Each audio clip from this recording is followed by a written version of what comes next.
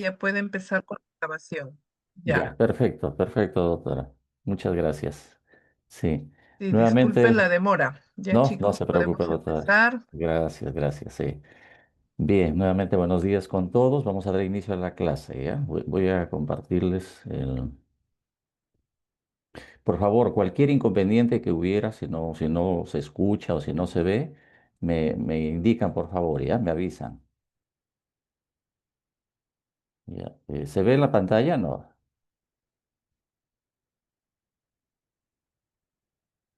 Sí, se ve Sí, usted. Sí se ve, ¿no? Ya, perfecto, gracias. Ya. Ya, como ustedes saben, entonces el día de ahora vamos a tocar dos temas, ¿ya? O sea, farmacología de anestésicos locales y farmacología de ansiolíticos e hipnóticos, ¿ya? Esos dos temas. Así es que vamos a empezar con la farmacología de anestésicos locales y como ya es costumbre, lo que vamos a hacer es formular una pequeña pregunta en el Mentimeter, así es que por favor ingresen a su Mentimeter y yo les voy a colocar en pantalla la pregunta y les voy a indicar, digamos, a qué código van a ingresar, ¿ya?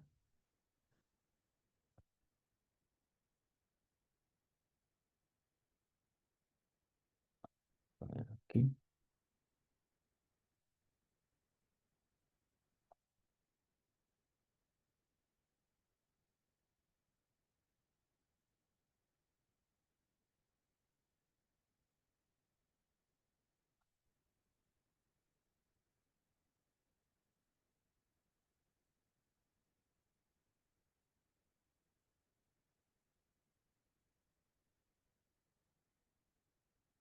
Ya. Sí se ve la pregunta, ¿no? Ya. En una palabra, ¿qué pasaría si te hacen una sutura sin un anestésico local, sin el uso de un anestésico local, ¿no? Sin la administración de un anestésico local?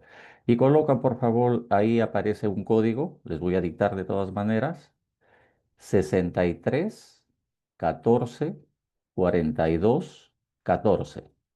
¿Ya? 63 14 42 14. Así es que, por favor, si podríamos tomarnos un par de minutitos en responder a esa pregunta.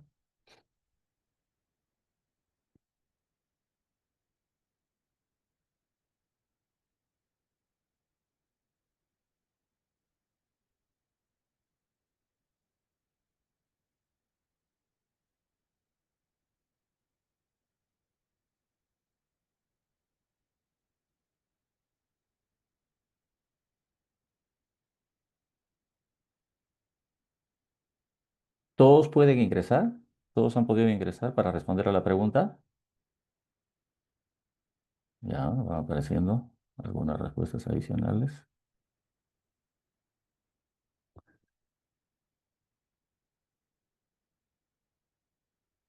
Bueno.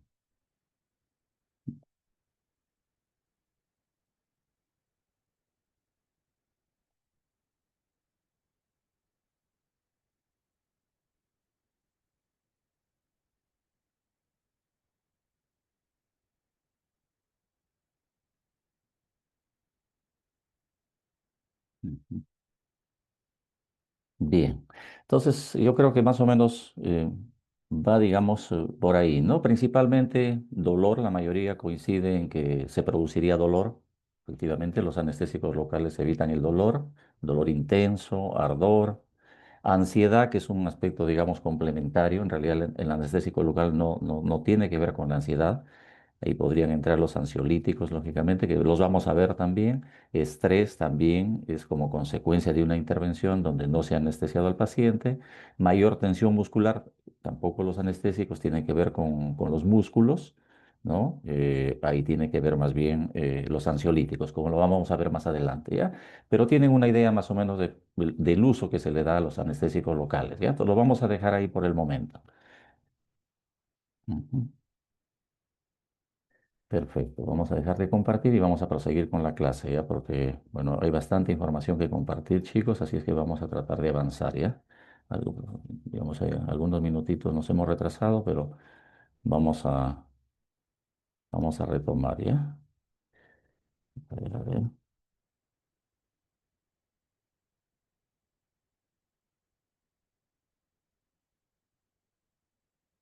Bien. Vamos a poner en modo presentación. Ya estamos, ¿sí? Se ve todo conforme y se escucha. Sí. Sí, Hola. doctor. Sí, ¿no? Ya, Sí, perfecto, gracias. Le voy a agradecer, por favor, cuando les pregunte si podrían contestarme para poder avanzar, porque da la impresión, como no nos vemos, da la impresión de que uno está hablando solo, ¿ya? Bueno, continuemos entonces. A ver, entonces empecemos con anestésicos locales. Ya está. Ya.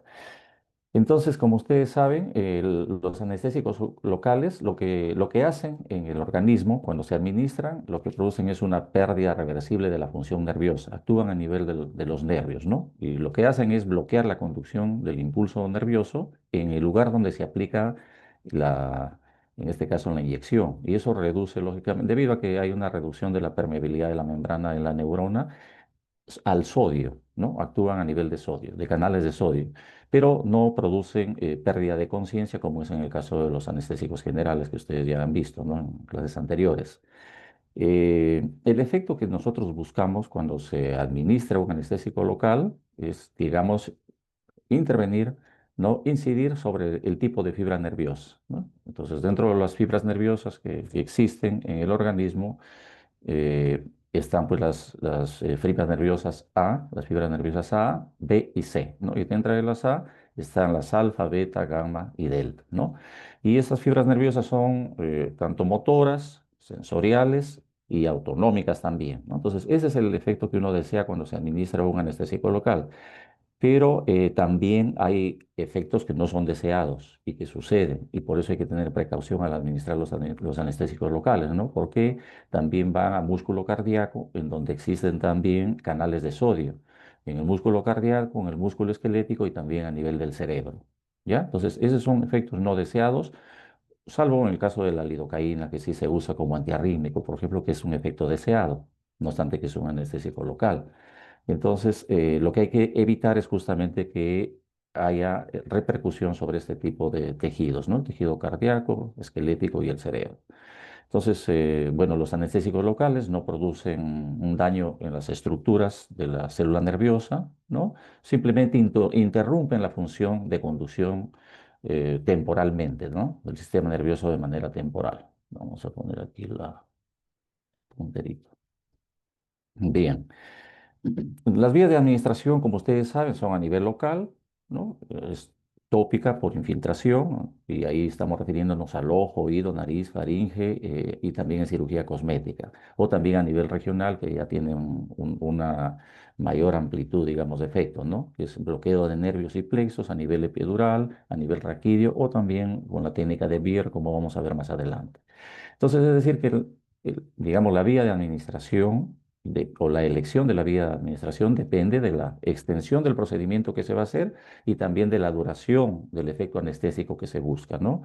Ese es el criterio que tienen, digamos, los especialistas para poder elegir el anestésico que se requiere. Entonces, si hablamos de las técnicas, tenemos, como decíamos, las técnicas de bloqueo de nervios y plexos, la técnica a nivel epidural, a nivel raquídeo, ¿no? En el espacio subaracnoideo, y la técnica de Beer, que es anestesia intravenosa regional, que se aplica en una vena de la extremidad que es aislada por un torniquete, como lo vamos a ver más adelante, ¿no? Entonces, en el caso del bloqueo de nervios y plexos, el mecanismo es que bloquea la conducción nerviosa en el territorio que corresponde y el inicio de efectos, el periodo de latencia es en minutos en realidad, y el uso clínico que se le da, digamos, a este tipo de técnica es para cirugías de extremidades y traumatología, ¿no? La ventaja es de que produce una analgesia localizada y y con eso se evita, digamos, el uso de anestésicos generales, que son más riesgosos, ¿no?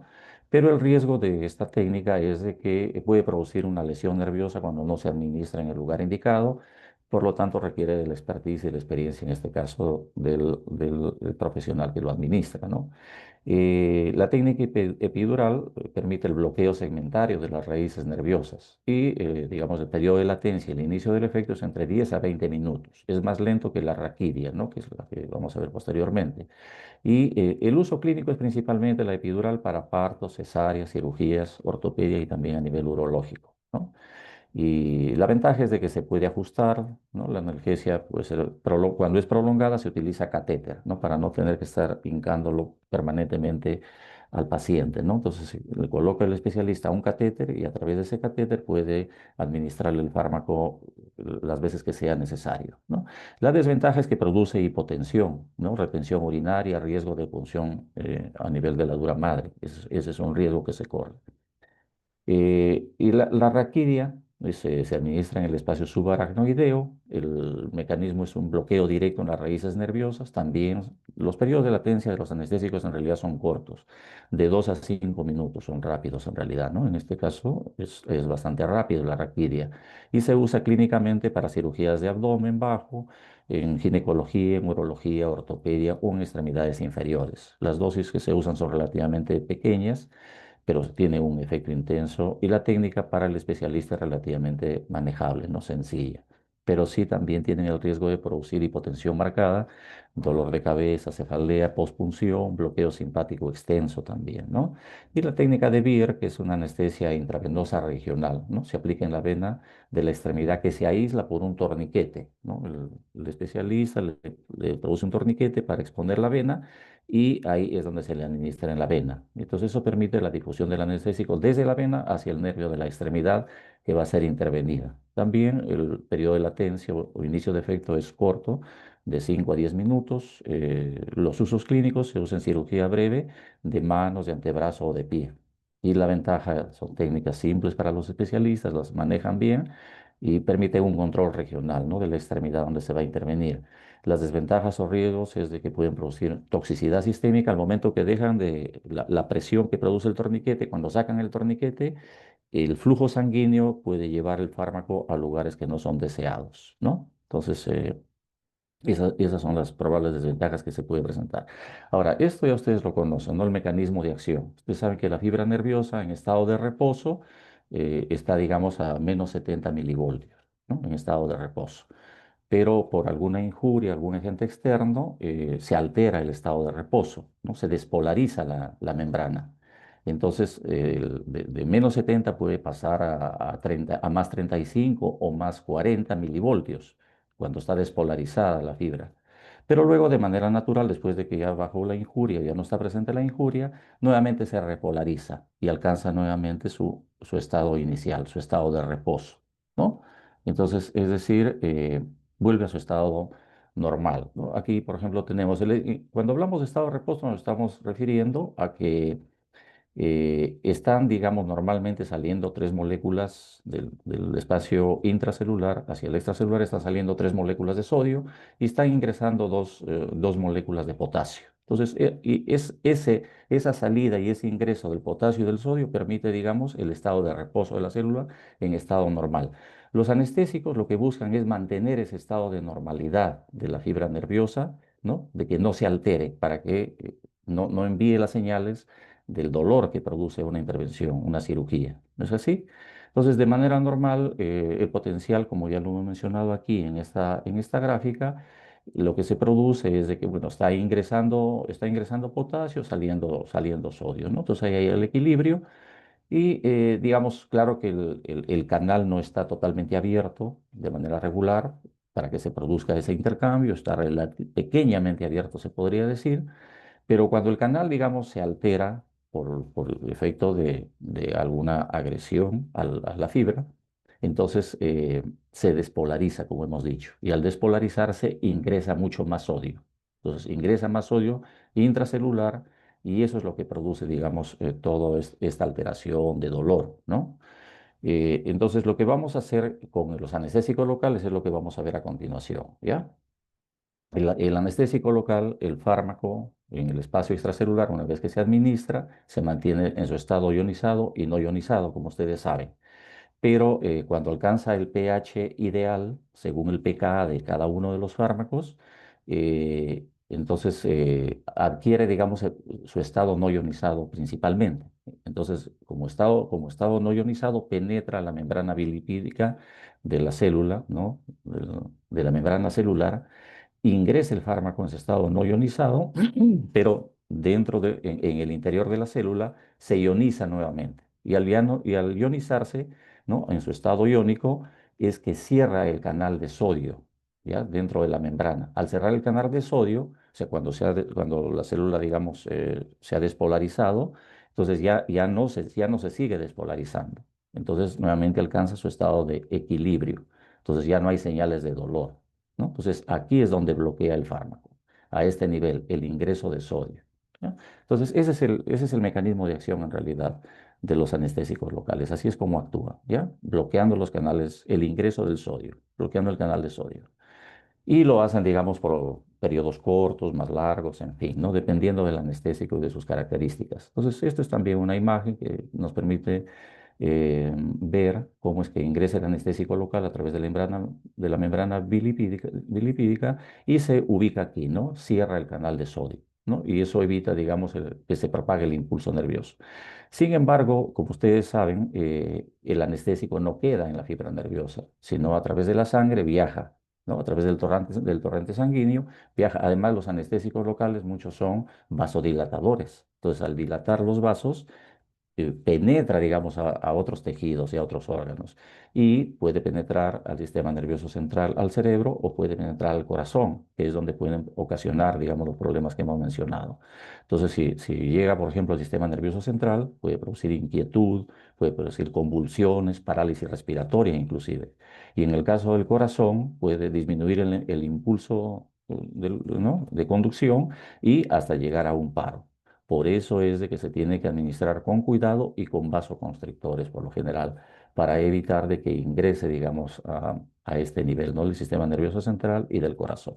Estas imágenes también nos expresan cómo es que ingresa el sodio cuando se despolariza la membrana y cuando ya intervienen los fármacos se cierra el canal de sodio y se estabiliza y mantiene, digamos, su estado de equilibrio en la membrana y ya no envía señales de dolor, ¿no? Y ahí es donde el cirujano puede intervenir, ¿no? Respecto a su estructura química, lo que podríamos decir es de que ustedes saben que todos los anestésicos locales son utilizados en la actualidad, que se utilizan, digamos, pertenecen a tanto, digamos, a los ésteres, a dos grupos, ¿no? Ésteres, que son los que están aquí en la parte superior, y a las aminoamidas, que son en la parte inferior. Ahora, ambos, tanto los ésteres como las amidas, tienen un anillo aromático. Este anillo aromático le confiere un carácter lipofílico a los anestésicos locales y tienen esta conformación química, que es una amina terciaria, que es la porción hidrofílica del fármaco. ¿Ya? Ambos tienen una porción, un anillo aromático que es lipofílico y ambos tienen una amina terciaria que es hidrofílica. ¿En qué se diferencia? Aquí, digamos, en los enlaces. Los ésteres tienen un enlace tipo éster y las amidas tienen un enlace tipo amino-amida. ¿Ya? Esa es la diferencia, la unión intermedia en realidad. Esa es la conformación química que ustedes la conocen también. Bueno, esta imagen es la misma que acabamos de mencionar y solamente para mencionar algunos nombres de anestésicos locales, por ejemplo, en el grupo de los ésteres tenemos la benzocaína, clorprocaína, cocaína, que ya no se usa clínicamente, procaína, tetracaína, ¿no? Y amidas, bupivacaína, levobupivacaína, ropivacaína, prilocaína, mepivacaína, lidocaína, etidocaína, ¿no? Y esto para que ustedes se acuerden, digamos, y memoricen los nombres, como ustedes pueden ver, la designación, la denominación de los nombres. En el caso de los ésteres solamente contienen una I en su denominación, en su nomenclatura, ¿no? Benzocaína, clorprocaína, una sola I, cocaína, procaína. Mientras que las amidas tienen dos I en su denominación. Bupivacaína, ropivacaína, prilocaína, tienen dos I, ¿ya? Eso para que ustedes también lo tomen como una referencia al momento de memorizar los fármacos. Bien.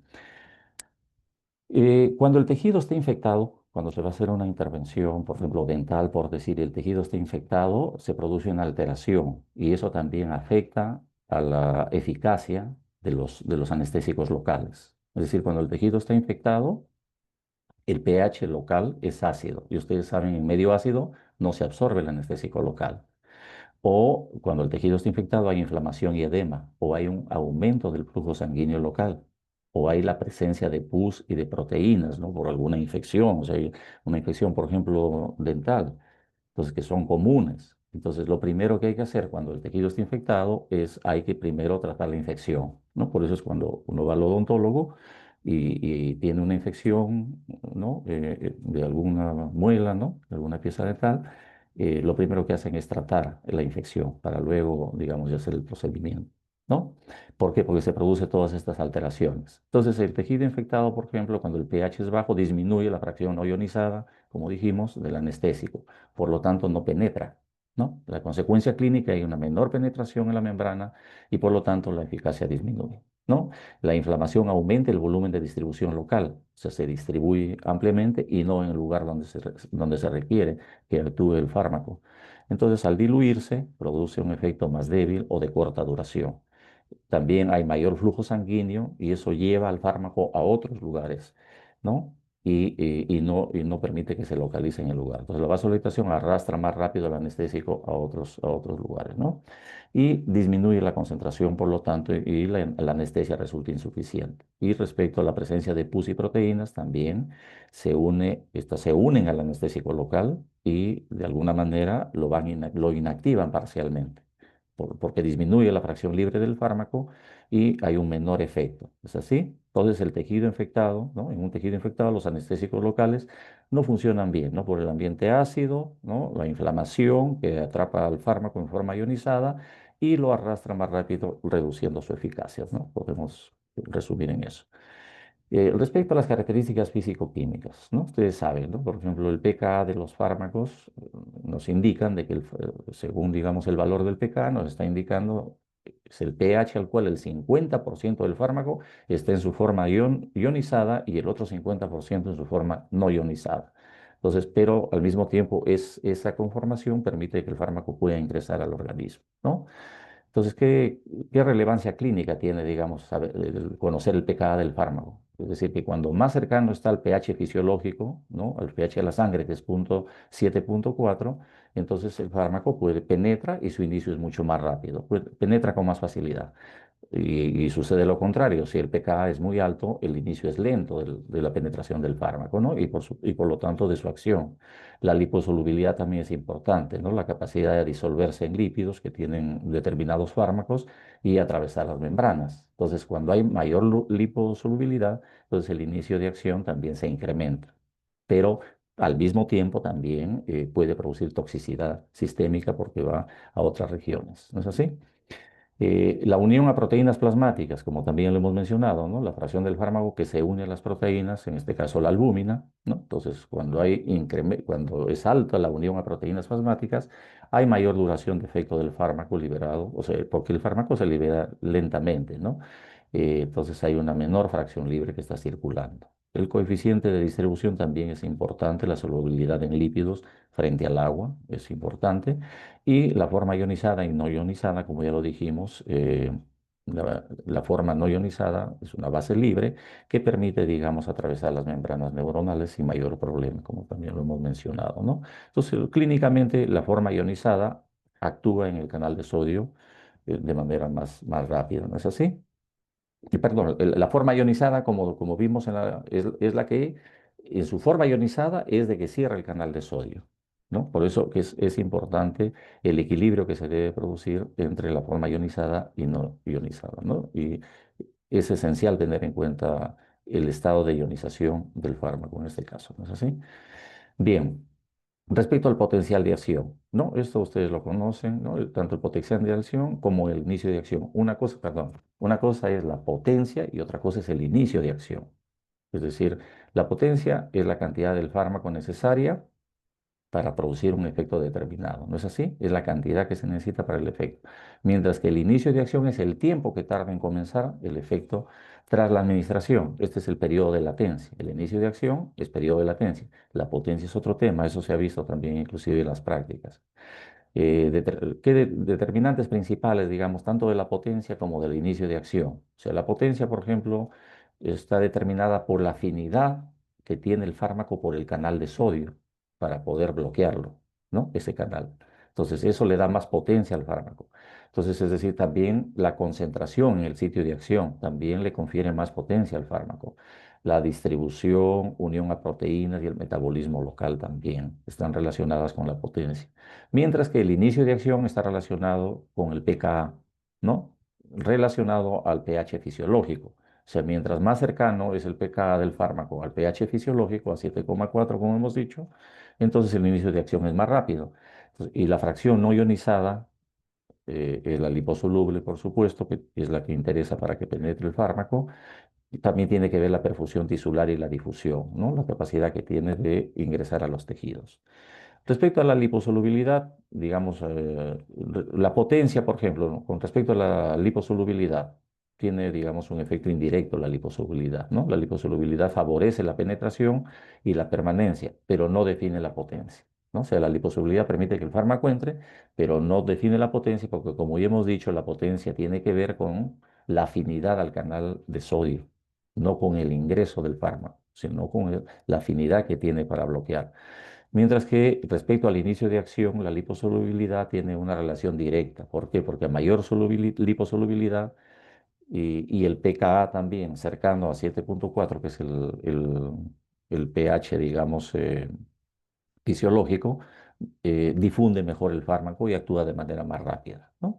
Clínicamente, por ejemplo, podríamos usar estos ejemplos. La bupivacaína, por ejemplo, es más potente que la lidocaína, porque tiene una mayor afinidad y duración de su presencia en el canal de sodio, y por lo tanto se necesita menos dosis de bupivacaína que la lidocaína para que hagan el mismo efecto.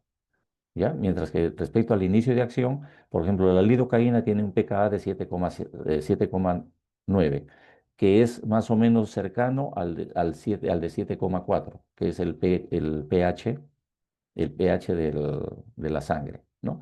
Y entonces, por lo tanto, si está más cercano al pH de la sangre, inicia más rápido su acción. Mientras que la bupivacaína, que es más potente, tiene un pKa de 8,1, que es, digamos, no es muy cercano al pH de la sangre y por lo tanto demora más en ingresar. Sin embargo, es más potente. O sea, no tiene que ver la potencia con el inicio de acción, ¿no? La importancia clínica, lógicamente, la potencia si el fármaco es más potente, me ayudará para determinadas circunstancias, ¿no? Permite elegir el anestésico más efectivo con menor dosis. Mientras que en el caso del inicio de acción, la importancia de tener en cuenta el inicio de acción de cada fármaco es para ver, digamos, qué fármaco usar cuando se necesita un bloqueo inmediato, porque nos interesa que un fármaco, un anestésico local, ingrese rápido. Entonces buscamos uno que tenga un inicio de acción rápido, por ejemplo, en una emergencia, ¿no? Porque los que tienen potencia, si bien es cierto, son más efectivos, ¿no? Eh, digamos, tardan más a veces en alcanzar el lugar donde se requiere intervenir, ¿no? Bien, respecto a la farmacocinética, ¿no? Veamos la absorción y distribución, ¿no? La absorción en este caso, por lo general, ocurre desde el sitio desde donde se inyecta hacia la circulación sistémica, ¿no? Y ese es el curso que siguen todos los fármacos que se administran de esta manera, ¿no? Entonces, no se busca una absorción completa, no necesariamente tiene que ser la absorción completa, ¿no? Porque si es que buscamos eso, la absorción completa en todo el organismo, se reduce el efecto local. ¿Qué factores influyen en la absorción? Lógicamente influye el sitio de la administración, ¿no? Si la zona es más vascularizada, penetra más rápido, hay una mayor absorción. Por ejemplo, cuando la administración es a nivel intracostal, es mayor que la epidural, es mayor que la subcutánea, por ejemplo, la absorción. O la presencia de un vasoconstrictor, como el caso de la adrenalina, que es el vasoconstrictor que se usa con más frecuencia, ¿no? La adrenalina, por ejemplo, disminuye la absorción y eso permite que el fármaco se encuentre en el lugar indicado para producir su efecto. Entonces, y además prolonga más la duración del efecto al vasoconstreñir, ¿no? Tiene que ver también en la absorción, las propiedades del fármaco, es decir, la liposolubilidad y el pKa, como ya hemos visto. ¿Qué relevancia clínica tiene la absorción? Una absorción más rápida tiene un mayor riesgo de toxicidad sistémica también, por si acaso. Pero y para eso se usa la adrenalina, que mejora la seguridad y la duración del bloqueo. Respecto a la distribución, ¿qué podríamos decir como un parámetro farmacocinético, ¿no? Se distribuye por vía sanguínea a los órganos, en general, inicialmente a órganos bien perfundidos, o sea, se va de todas maneras al cerebro, al corazón, al hígado, donde existen canales de sodio, ¿no? Posteriormente van al músculo y van al tejido adiposo. ¿Qué influye, digamos, en la distribución? Lógicamente influye la unión a proteínas plasmáticas, influye la liposolubilidad, influye también el flujo sanguíneo regional para que se distribuya el fármaco. ¿Qué relevancia clínica tiene la distribución? O sea, una alta distribución, bueno, va al cerebro, pero al mismo tiempo, si va al cerebro y si va al corazón, puede producir efectos tóxicos, neurológicos o cardiovasculares, ¿no? Entonces, mayor unión a proteínas plasmáticas, también hay una acción más prolongada. Cuando se une más a proteínas plasmáticas, que hay muchos anestésicos que se unen bastante a proteínas plasmáticas, su duración de acción es lógicamente más prolongada porque se van liberando progresivamente, como ustedes ya saben. A ver, de manera general, aquí tenemos metabolismo y excreción, ¿no? Respecto a qué podríamos decir, aquí tenemos tanto los ésteres, un grupo de ésteres, como un grupo de amidas, anestésicos locales ésteres y amidas, ¿no es así? En el caso de los ésteres, se hidrolizan rápidamente en el plasma. Todos los ésteres se hidrolizan rápidamente en el plasma por su conformación química, a través de la colinesterasa plasmática en realidad. Y se excretan por los riñones, al igual que las amidas. Es decir, las amidas y los ésteres se excretan todo a nivel renal, ¿no? Mientras que el metabolismo, en el caso de los ésteres, es por hidrólisis, como les hemos dicho, por colinesterasa plasmática, mientras que las amidas se metabolizan a nivel hepático, mediada por las isoenzimas del citocromo P450, ¿no? La CYP1A2 y la CYP3A4, que son las isoenzimas más comunes que metabolizan la mayoría de los fármacos en realidad. Y para este caso, ¿no? De manera particular, a los anestésicos locales, también estas isoenzimas son las que intervienen en su metabolismo. ¿Ya? A ver, brevemente, sobre la procaína, ¿qué podríamos decir? Tiene digamos, muy corta duración de acción, por ejemplo. La cloroprocaína tiene muy rápida, digamos, duración de acción, es útil para anestesia epidural corta, por ejemplo. Son los criterios que tienen los anestesiólogos, los odontólogos para elegir el medicamento según las características de la intervención que van a hacer o del procedimiento que van a seguir. Entonces, la tetracaína, por ejemplo, es más potente y de acción más prolongada que la procaína, o la benzocaína, su uso es tópico principalmente, ¿no? En caso de la lidocaína, que es una amida, tiene una duración intermedia rápida, tiene una absorción sistémica si se administra por vía intravenosa, ¿no? La mepivacaína, por ejemplo, es similar a la lidocaína, pero es menos vasodilatadora. Todos esos criterios se tienen que tener en cuenta para elegir al anestésico, ¿no? Y también tiene que ver, digamos, las características del paciente. Por ejemplo, la bupivacaína tiene una mayor potencia, como ya dijimos anteriormente, y tiene una duración mucho más prolongada. La rupivacaína, por ejemplo, es similar a la anterior, a la bupivacaína, pero tiene menor cardiotoxicidad. Por ejemplo, en pacientes que tienen problemas cardíacos, lógicamente sería de elección la rupivacaína, ¿no? O la prilocaína, por ejemplo, que tiene un metabolito tóxico, la ortotoluidina, que puede causar metahemoglobinemia. Entonces, todos estos criterios, desde el punto de vista clínico, se tienen que tener en cuenta para la selección y la elección del anestésico local que se quiera usar. ¿No es así?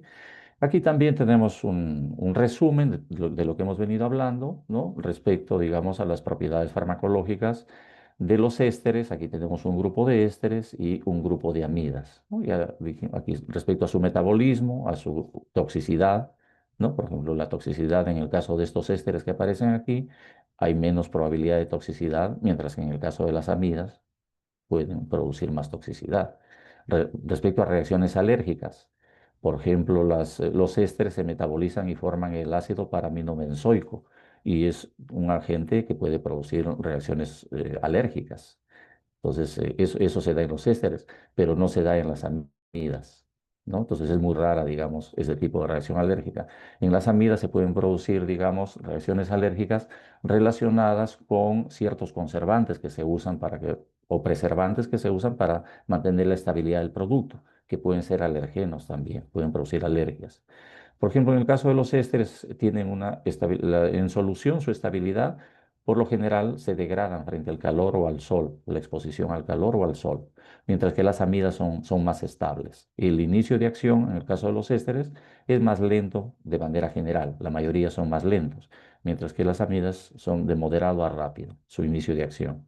Y respecto a su pKa, los ésteres se acercan, digamos, al pH fisiológico, se alejan del pH fisiológico, ¿no? Mientras que las amidas son más cercanas al pH fisiológico, por lo tanto pueden absorberse más rápidamente. ¿Ya? Y aquí tenemos respecto a su potencia para cada uno de estos anestésicos locales que tenemos aquí en el lado izquierdo. el inicio de acción, su inicio de acción y la duración de su efecto, ya que eso ya lo pueden revisar con un poco más de detenimiento. Lo mismo en esta tabla, lo que se resume es para estos fármacos, para la bupivacaína, lidocaína, medivacaína, mepivacaína, articaína, prilocaína, ropivacaína, levobupivacaína, su tiempo de latencia, que es importante, ¿no? Y la forma como se administran. O sea, se pueden administrar por infiltración local, se pueden administrar de manera epidural, ¿no? O a nivel espinal, ¿ya? En el espacio subaracnoideo. Entonces, aquí tenemos para cada uno las características físico-químicas de estos anestésicos locales que aparecen aquí señalados. Su duración de efecto varía entre uno y otro, el pKa, por supuesto, como ya hemos visto, su coeficiente de reparto, la unión a proteínas. Miren, la unión a proteínas plasmáticas es relativamente alto. Miren, 95%, 94%, 55%, digamos, medianamente. 95, 75, 64, 95. Es decir, la mayoría de estas son amidas, ¿no? Ustedes pueden deducir, como les decía, las que tienen dos cis, ¿no? En su nomenclatura. Son amidas. Entonces, se unen más a proteínas plasmáticas por lo general, ¿no? Su volumen de distribución, su tiempo de vida media. El tiempo de vida media es relativamente corto, como ustedes saben, ¿ya? O sea, no toma mucho tiempo, en realidad la duración de su efecto. Por lo tanto, las intervenciones, dependiendo del tipo de intervención que se trate, tiene que elegirse, digamos, el anestésico más indicado, ¿no? El metabolismo es hepático en todos los casos y su excreción es renal, como ya lo hemos mencionado, ¿no? Respecto a las presentaciones que se ofrecen en el mercado, podríamos decir que, por ejemplo, presentaciones inyectables, ¿no? O sprays. La mayoría son inyectables en realidad, pero también hay sprays, hay cremas y geles, ¿no? Y esto se hace, digamos, se formula en sales hidrocloratadas para facilitar la disolución en agua, en las soluciones, ¿no? Muchas preparaciones anestésicas contienen agentes preservantes, como mencionamos, como por ejemplo el metasulfito de sodio. Cuando se mezcla con adrenalina, por ejemplo, para evitar que se oxide la adrenalina, se utiliza como preservante el metasulfito de sodio. Pero este también puede ocasionar algunas reacciones alérgicas, por eso se tiene que tener cuidado. También contienen metilparahidroxibenzoato o metilparabeno, que es un derivado del ácido parahidroxibenzoico, que es similar al ácido paraminobenzoico, ¿no? Que es alergeno también, que puede producir reacciones alérgicas. Entonces, esto se utiliza como conservante contra las bacterias y los hongos para mantener la estabilidad del producto. Sin embargo, puede producir reacciones alérgicas. Pueden ser combinados con otros anestésicos locales o aditivos para incrementar su efecto. Por ejemplo, la adrenalina, ¿no? La adrenalina es la que más se usa para mantener el efecto, ¿no? De manera un poco más prolongada y evitar que se distribuya a otras regiones del cuerpo, ¿no? Pero también se puede usar el bicarbonato, que eso ayuda también su absorción, ¿no? Es básico el bicarbonato, o la glucosa, ¿no? El bicarbonato, por ejemplo, incrementa el pH y esto pasa a su etapa no ionizada, a su estado no ionizado. Pero cuando se usa también mucho bicarbonato puede hacer que se precipite el producto, el anestésico local y se cristalice y esto dificulta lógicamente su administración. La glucosa, por ejemplo, incrementa su varicidad, es decir, incrementa la densidad de la glucosa de la solución del anestésico. Se usa en anestesia espinal, ¿no? Eso se usa, por ejemplo, con un principio de gravedad, es decir, que el anestésico se coloca al paciente en una posición determinada de tal manera que va bajando, digamos, el anestésico progresivamente y produce su efecto de esa manera, ¿ya? Son criterios para la formulación de las formas farmacéuticas de los productos. Técnicas de anestesia, como ya dijimos, hay la técnica tópica, infiltrativa, de conducción, epidural y espinal, ¿no? Entonces aquí tenemos, bueno, en el caso de la tópica, es a nivel de mucosas, que puede ser en ojo, nariz, oído, faringe, o a nivel de bloqueo, ¿no? Terminaciones nerviosas superficiales. Y clínicamente se utiliza la tópica en cirugía ocular, endoscópica o cosmética. La infiltrativa, digamos, se administra alrededor de las áreas a tratar, en fibras nerviosas locales, y se utiliza para suturas, extracciones dentales simples, por ejemplo, ¿no? La infiltrativa es la que más se usan los odontólogos. de conducción, se administra, digamos, cerca de un nervio o plexo y permite un bloqueo alveolar, braquial o ciático, ¿no? Y epidural, también fuera de la dura madre, tienen que evitar, digamos, que pueda lesionar la dura madre, depende de la técnica del especialista, y produce una analgesia, por ejemplo, en el caso de parto, cirugía pélvica, ¿no? Y la espinal en el espacio subaracnoideo, en el líquido cefalorraquídeo. Y se utiliza también en cesárea, cirugía de cadera o de rodilla, por ejemplo, ¿no? Son algunos ejemplos del uso práctico.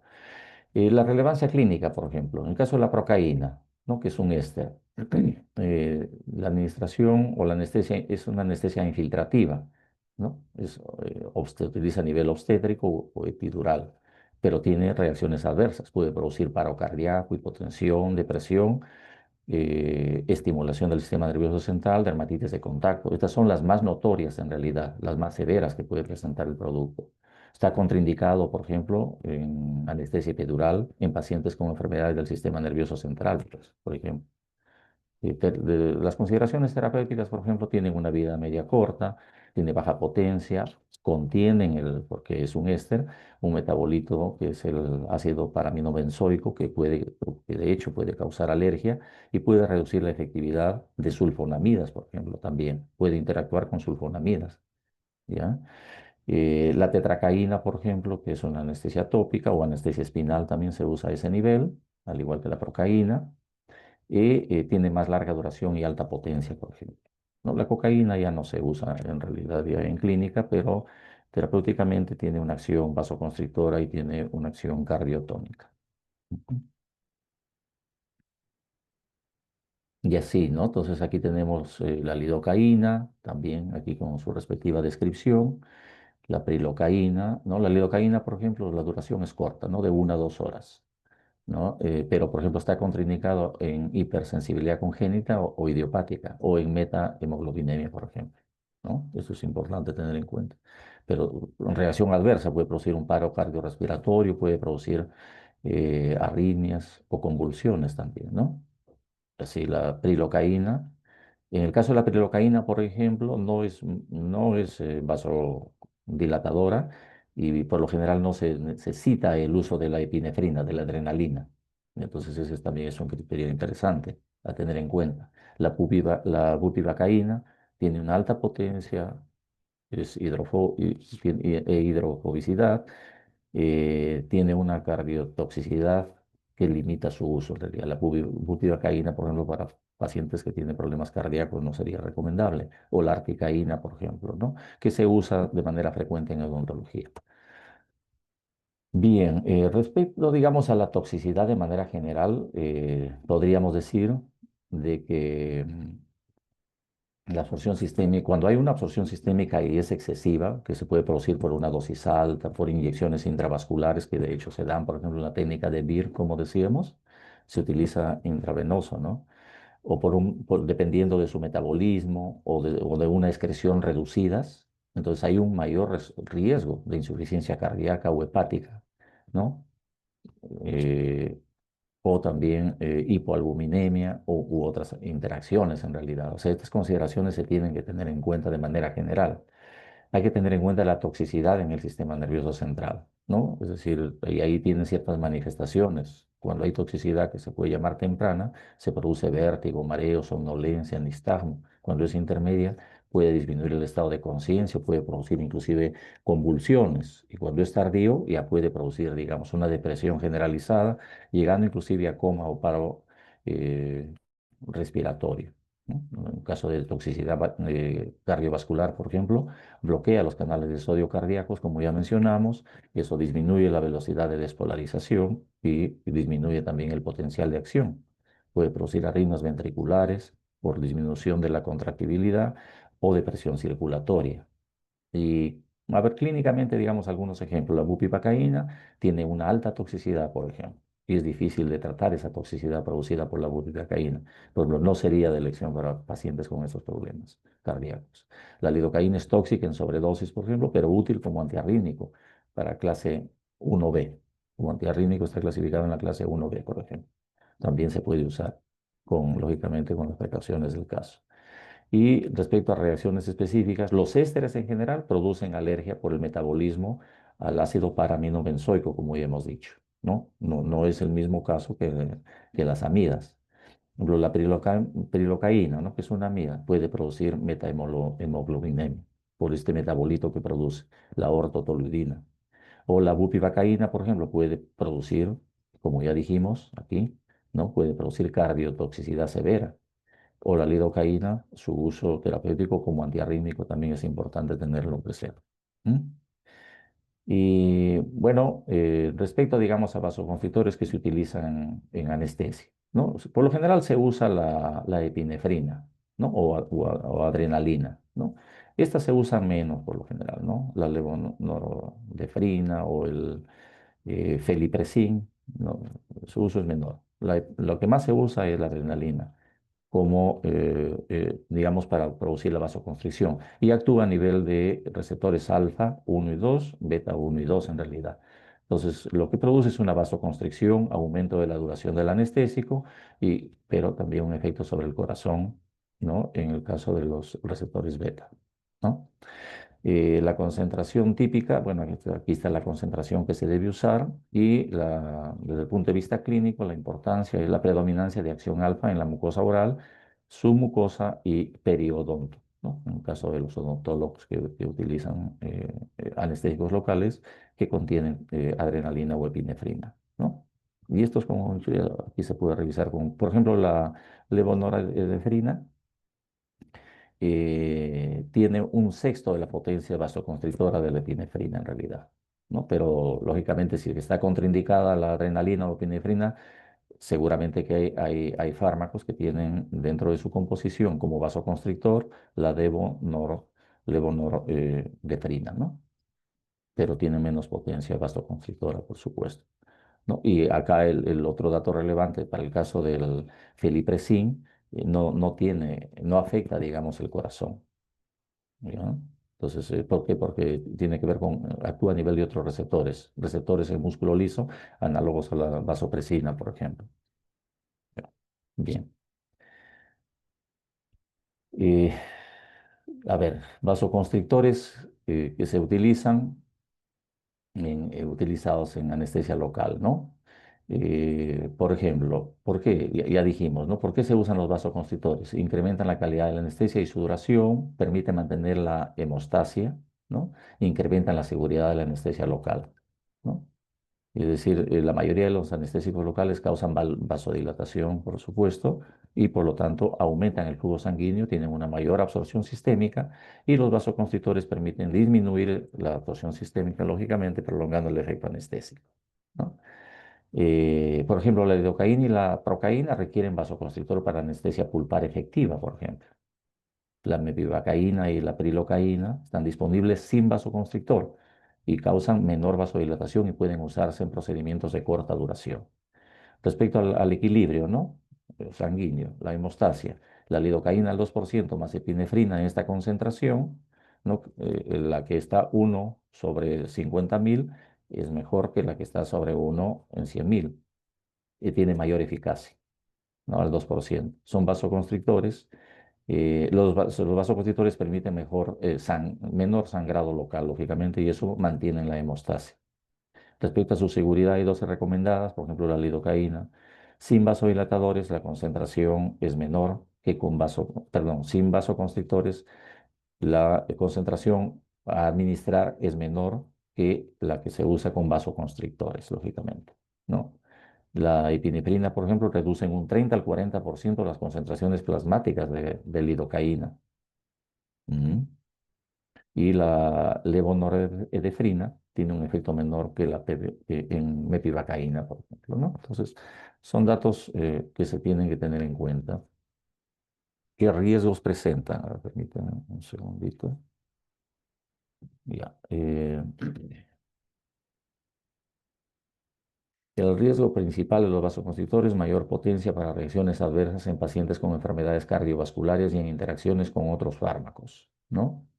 Y se debe evaluar la historia médica y la medicación actual antes de administrar los vasoconstrictores, ya como hemos dicho. O sea, por ejemplo, la Sociedad Americana del Corazón, la AJA, Dice, no se consideran contraindicados en pacientes cardiovasculares si se usa con precaución y con aspiración previa. Es decir, cuando se va a administrar el fármaco, lógicamente la técnica de tanto de los anestesiólogos como de los odontólogos aspiran siempre, ¿no? Les permite aspirar en el tejido donde van a inyectar el producto para ver si es que no han cogido algún vaso para que no vaya directo a la sangre. Esas limitaciones tenemos con los animalitos de experimentación, ¿no? Que no nos permite, digamos, hacer la aspiración por lo pequeño que son.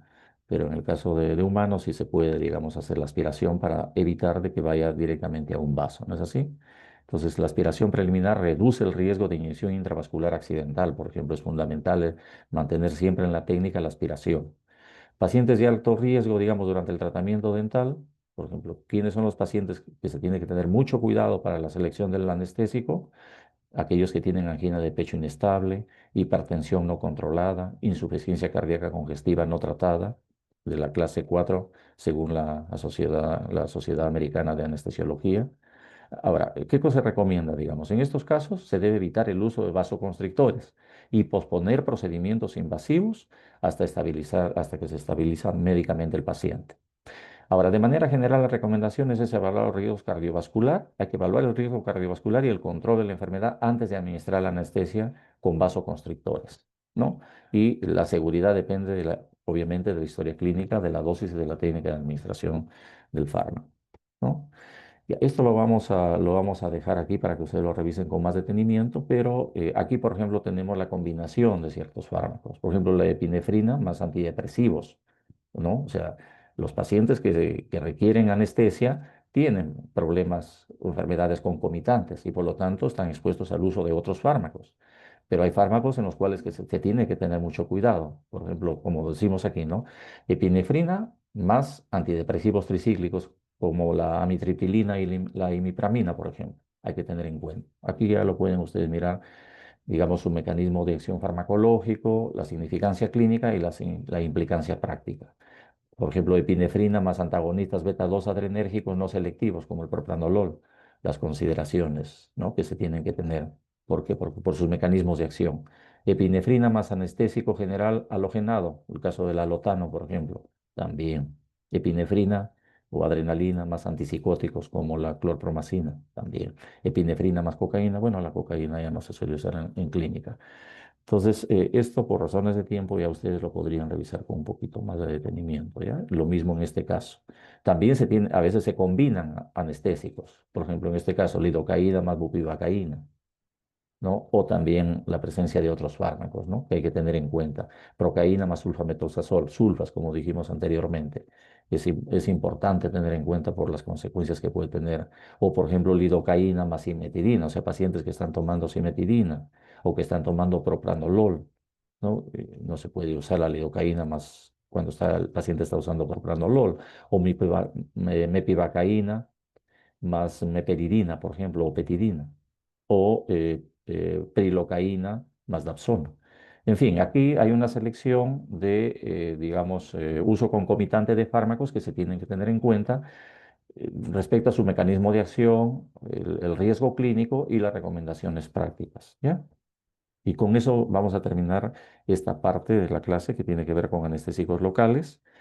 Vamos a tomarnos unos de 3 a 5 minutitos y luego retomamos las clases para ver ansiolíticos e hipnóticos. ¿Les parece?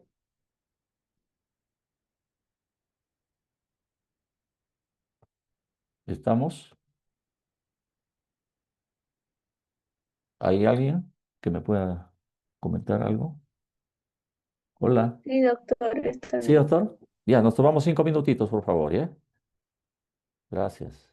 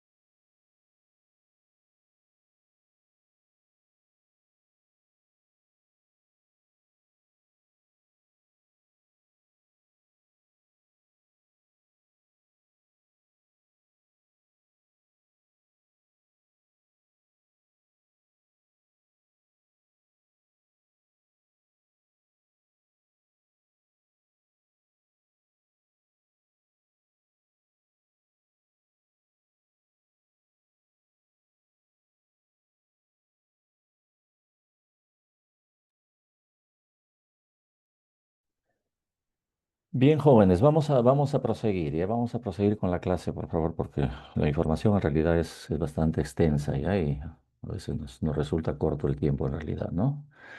Eh, Vamos a proseguir con la farmacología de los ansiolíticos e hipnóticos, ¿ya? Sí, sí me escuchan, ¿no? Y sí se observa. Si me podrían confirmar, por favor, si fueran tan amables. ¿Se escucha?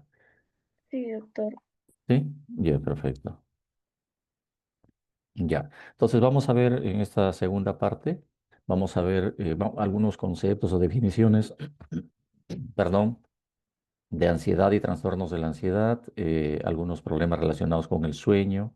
Vamos a hablar sobre ansiolíticos e hipnóticos, la clasificación de hipnóticos y sedantes.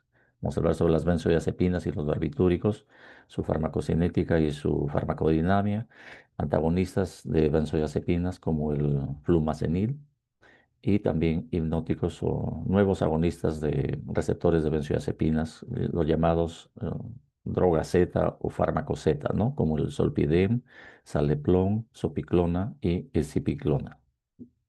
Bien, entonces,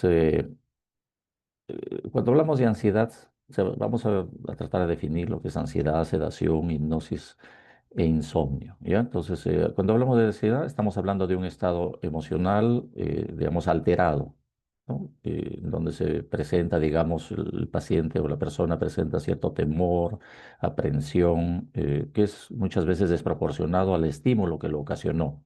Incluso no tiene una causa aparente, puede ser una sensación que la persona tiene, ¿no? Desde el punto de vista emocional, ¿no? Entonces, la ansiedad, o sea, todos en la vida, a lo largo de la vida, tenemos momentos de ansiedad, ¿no? Por las mismas tensiones de la vida diaria. Eh, Sin embargo, la ansiedad, por ejemplo, tiene diferentes formas de manifestarse. Tiene síntomas autonómicos, como por ejemplo, vamos a poner aquí un punterito.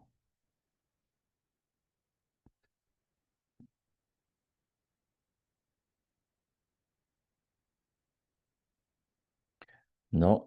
Síntomas autonómicos, como que no los podemos controlar, por supuesto, como por ejemplo la taquicardia, la sudoración que puede presentar la persona, ¿no? O síntomas también cognitivos, es decir, una exagerada preocupación, o sea, pensar de que la situación es catastrófica, o también conductuales. Dentro de ellos, por ejemplo, la evitación.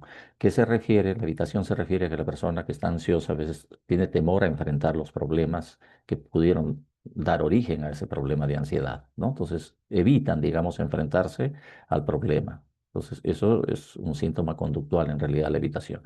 Entonces, para eso se usan ansiolíticos o hipnóticos, ¿no? Dependiendo del estado de la ansiedad que se presente. Entonces, dentro de los ansiolíticos tenemos benzodiazepinas, tenemos la buspirona, que reducen la hiperactivación, tanto emocional como fisiológica, ¿no? Por su mecanismo de acción. Ahora, el estado de sedación digamos, que es cuando disminuye a través del uso de un fármaco la excitación, ¿no? La reactividad emocional, la actividad psicomotora, pero se conserva, digamos, el estado de alerta del paciente. Es decir, el paciente está totalmente consciente, ¿no? Cuando se le da, digamos, un fármaco con fines de darle una ligera sedación. Esto le permite al paciente tener más tranquilidad, una menor respuesta emocional, ¿no? Y como digo, el paciente colabora y está consciente, ¿no?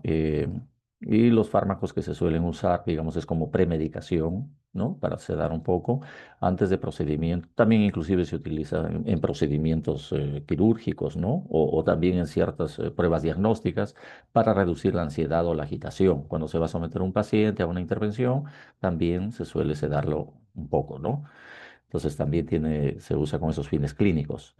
Ahora, la hipnosis, por ejemplo, viene a ser, digamos, un estado de sueño fisiológico artificial, ¿no? Es decir, a través del uso de un fármaco se produce un estado de hipnosis. Es un estado, digamos, fisiológico que tiene que ver, digamos, con que se provoca, digamos, el sueño de la persona que le da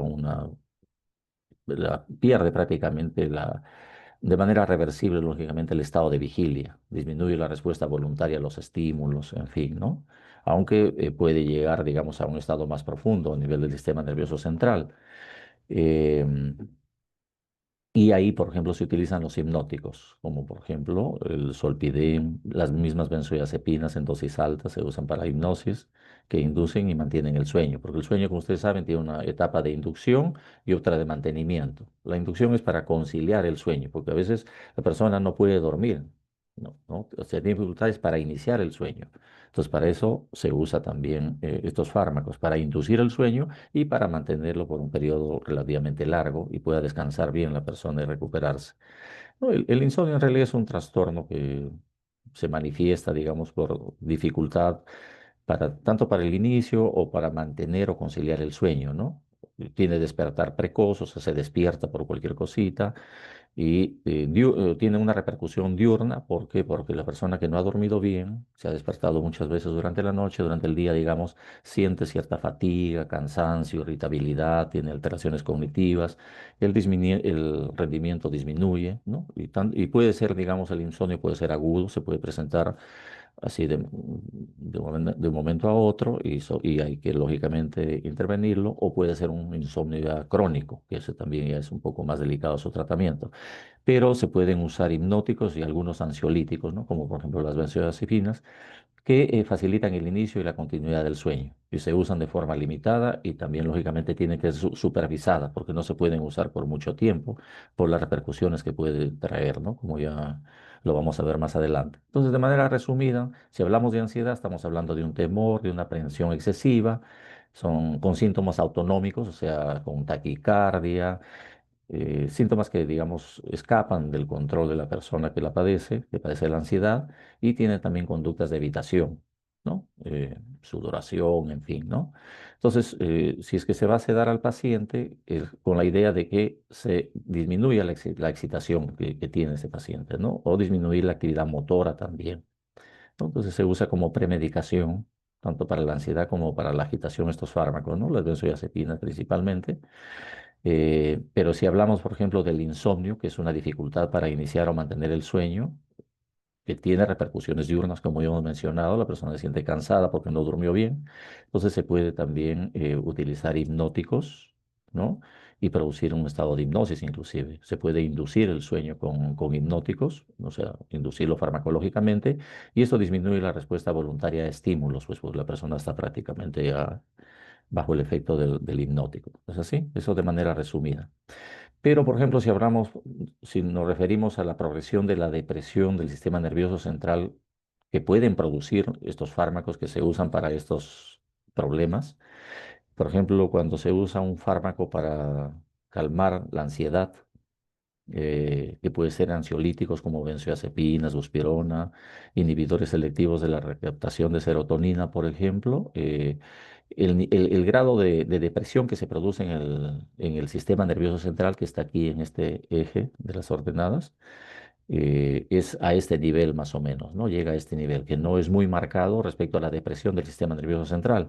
Pero si hablamos, por ejemplo, si se quiere sedar al paciente, se puede sedar con benzodiazepinas a dosis relativamente bajas o hidroxicina.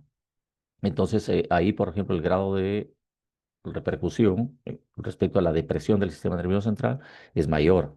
Pero si hablamos de hipnosis, por ejemplo, donde podemos utilizar el solpidem, temazepam, la sopiclona, en fin, para producir hipnosis, entonces el nivel de depresión del sistema nervioso central es mayor. Si hablamos ya de una anestesia, como ustedes han visto en anestesios generales, estamos hablando, por ejemplo, ya de este nivel de depresión del sistema nervioso central, ¿no? Y ahí estamos hablando del propofol, del alotano, por ejemplo. Y si hablamos ya, por ejemplo, si es que, digamos, no se controla bien, digamos, las dosis o el tiempo de uso de estos fármacos, se puede llegar inclusive a un coma, en donde se requiere un soporte vital necesario, ¿no? Un soporte vital. Y se llega a este nivel de depresión del sistema nervioso central y se puede producir inclusive la muerte, ¿no? Que obviamente es un daño ya irreversible. Entonces, esta es la manera como de manera progresiva influye, digamos, el uso de los fármacos, dependiendo del fármaco, lógicamente, y dependiendo del paciente, el grado de presión que se produce a nivel del sistema nervioso central, ¿ya? Por eso es que hay que tener mucho cuidado en ese sentido.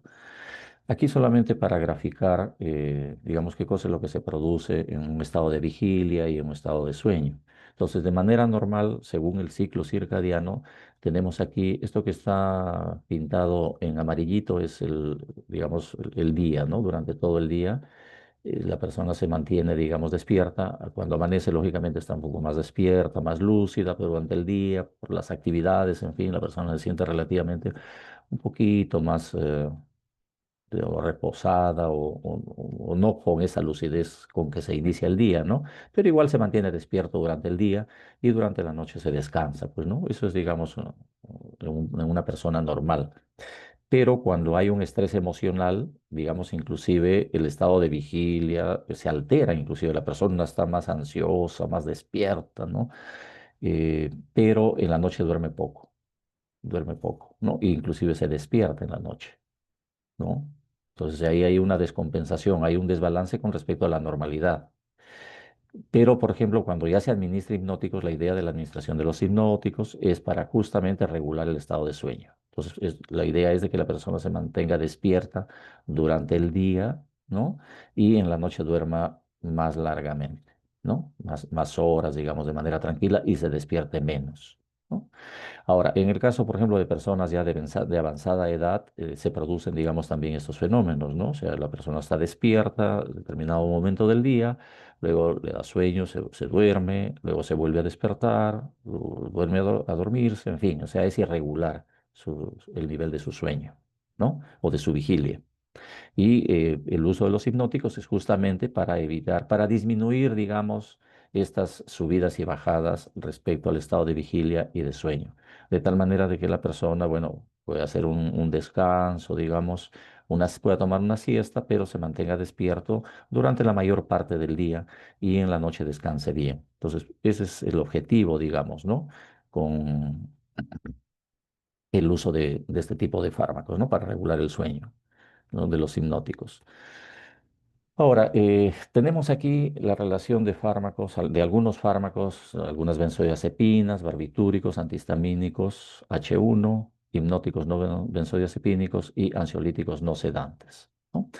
Como ustedes saben, las benzodiazepinas en realidad tienen un efecto dependiendo, o sea, cada uno tiene sus características propias, pero podríamos agruparlas, por ejemplo, este primer grupo que está de color blanco, el alprazolam, el clordiazepóxido, el clonazepam, el diazepam, por ejemplo, por lo general son ansiolíticos. Se usa para problemas de ansiedad, ¿no? Pero ya en el caso del flurazepam, el lorazepam, el midazolam, el oxazepam y el temazepam, se utiliza para hipnosis, o sea, son hipnóticos en realidad. Pero en general las benzodiazepinas son ansiolíticos, hipnóticos, son sedantes, también se usa como sedantes. Además son relajantes musculares, se usa, ¿no? Para relajación muscular. También son anticonvulsivantes, eso se ha visto en la práctica de laboratorio. Se puede utilizar, por ejemplo, como preanestésicos, ¿no? Como ya mencionamos también anteriormente. Es decir, varían. Pueden tener todos esos usos, por su mecanismo de acción, se puede usar para diferentes de estas indicaciones que hemos indicado, ¿ya? Eh, son similares, la acción de las benzodiazepinas son similares a los barbitúricos, ¿no? Sino que los barbitúricos tienen más un efecto anestésico, ¿no? Y que depende también de la dosis, lógicamente. Y se diferencian en su margen terapéutico. Es decir, estos son de más estrecho margen terapéutico los barbitúricos. Deprimen más el sistema nervioso central en menores dosis que las benzodiazepinas. Y no son relajantes musculares, por ejemplo. Los barbitúricos no son relajantes musculares, a diferencia de las benzodiazepinas, que también, además de producir, disminuir la ansiedad o sedar, también relajan el músculo. Entonces da un poquito más de tranquilidad en ese sentido, ¿no? Y tienen un margen terapéutico más amplio, por supuesto. Aquí se mencionan los antihistamínicos, como por ejemplo la clorfenamina, la difenhidramina, la hidroxina, ¿no? Entre otros fármacos. ¿Por qué? Porque los antihistamínicos, estos receptores H1 que se encuentran en el cerebro, permiten, digamos, mantener el estado de vigilia. Entonces, cuando se usan estos antihistamínicos, quiere decir cuando se bloquea el efecto, se bloquea, digamos, los receptores H1 con los antihistamínicos, con estos fármacos, se puede producir depresión, ¿no? O sea, ya no hay el estado de vigilia, sino se cambia a un estado ya prácticamente de depresión. Por eso es que cuando se usan antihistamínicos H1, se tiene que evitar o se tiene que tener precaución si el paciente está consumiendo alguna benzodiazepina porque se puede potenciar el efecto, ¿no? Y se han visto casos en pacientes que han estado tomando benzodiazepinas y luego, por ejemplo, por un problema de alguna alergia, tomaron un antihistamínico H1 y se potenció el efecto depresor. Y entonces, por eso es que se menciona la importancia aquí de tener en cuenta en el uso concomitante de benzodiazepinas o barbitúricos, en fin, y al mismo tiempo antihistamínicos, ya de H1, ¿no?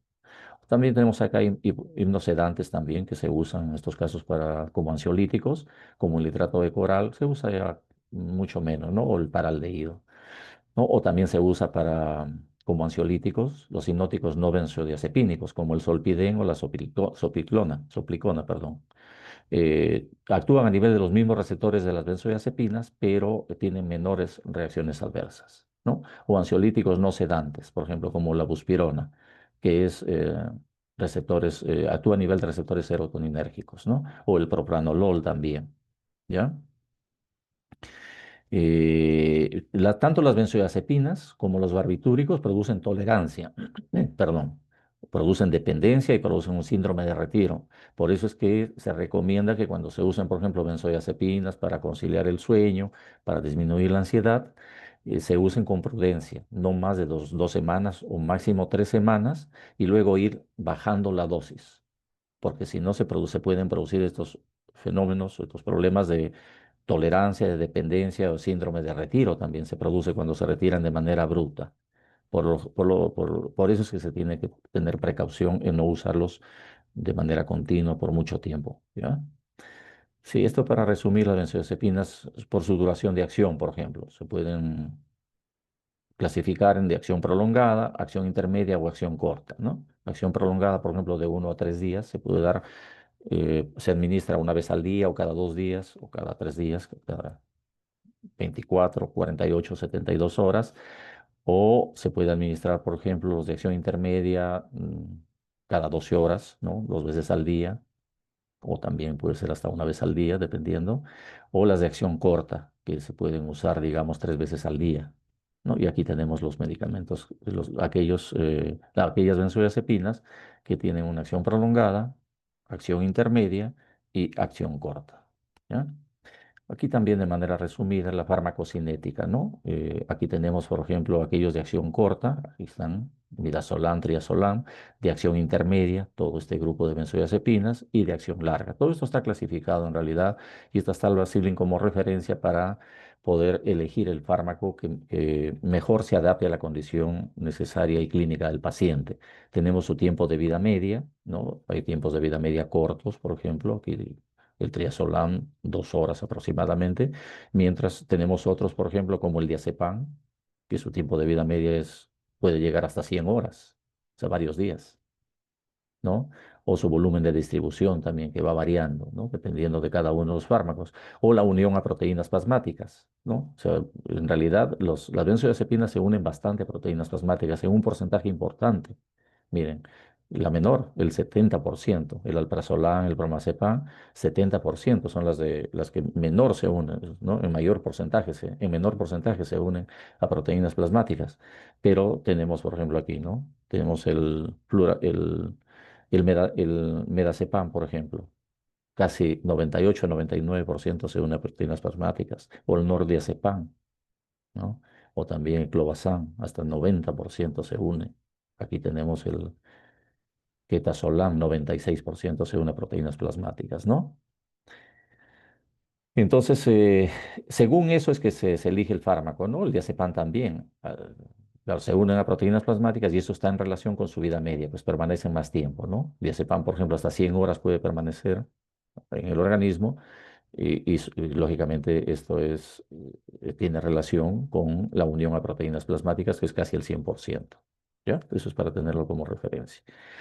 Respecto a la absorción y distribución, bueno, por lo general las benzodiazepinas tienen una buena y completa administración por vía oral en realidad, absorción por vía oral, ¿no? El clonazepam, solamente para mencionar algunos ejemplos, se transforma en el estómago en un profármaco, el nordazepam, que sí se absorbe en este caso por completo. El clorazepam Desde el punto de vista clínico, dice, no se administra activo, lógicamente, ¿no? Requiere un medio ácido para ser eficaz.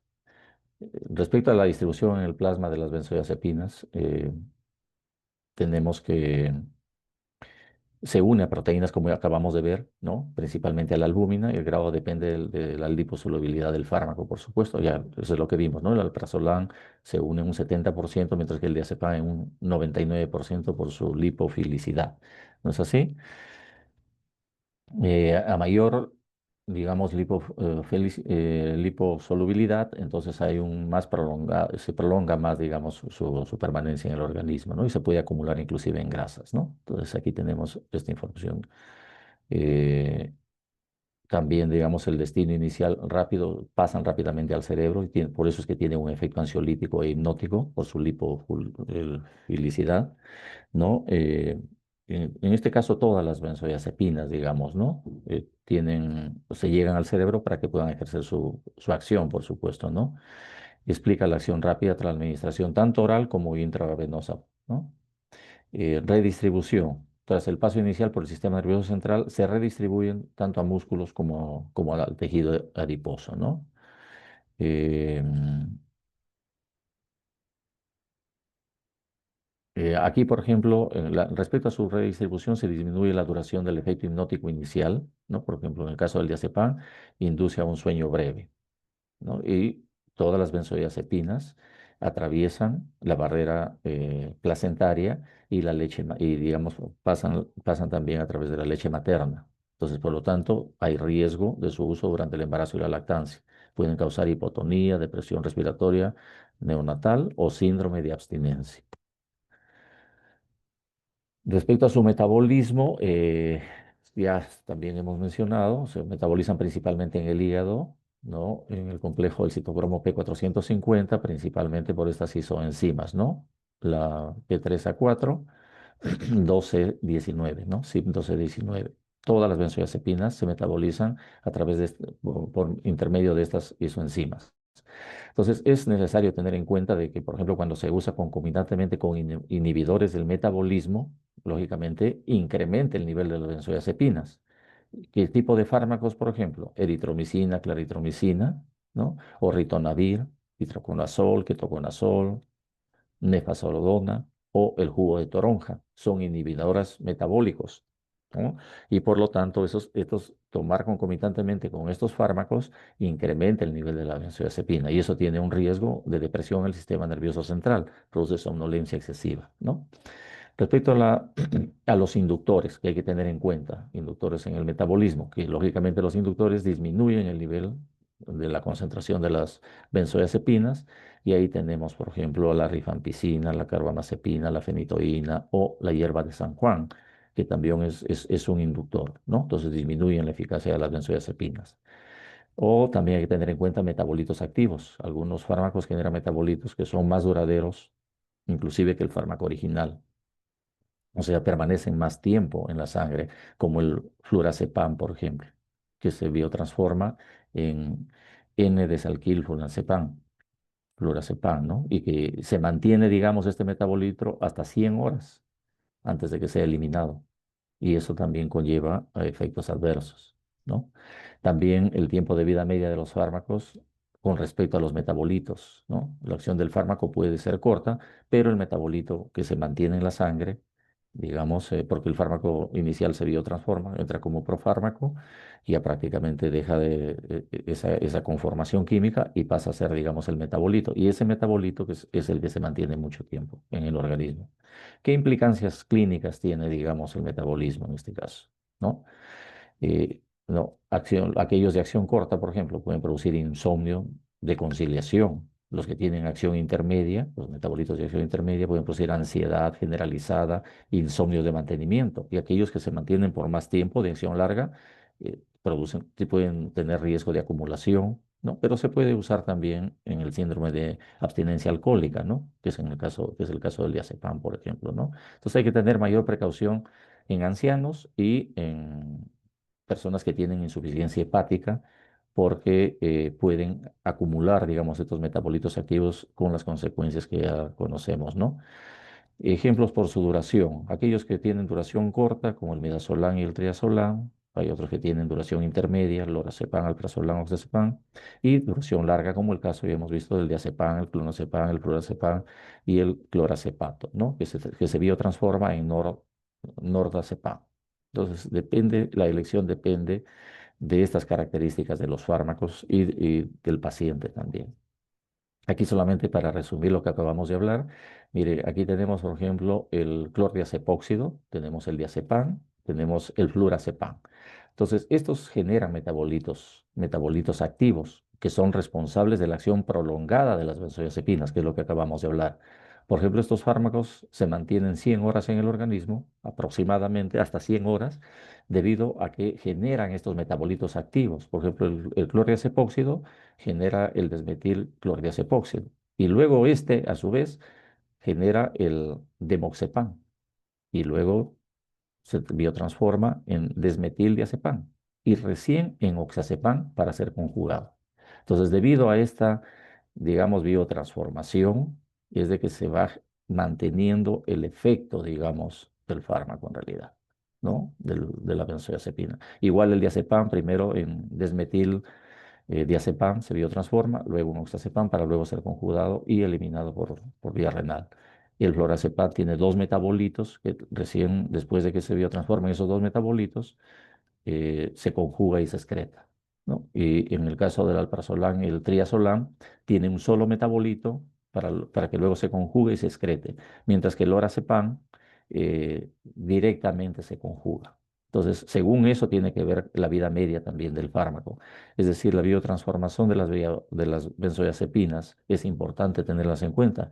La mayoría de ellas son metabolizadas en el hígado a compuestos activos, como acabamos de mencionar, a excepción del lorazepam, por ejemplo, el temazepam y el oxazepam. ¿Ya?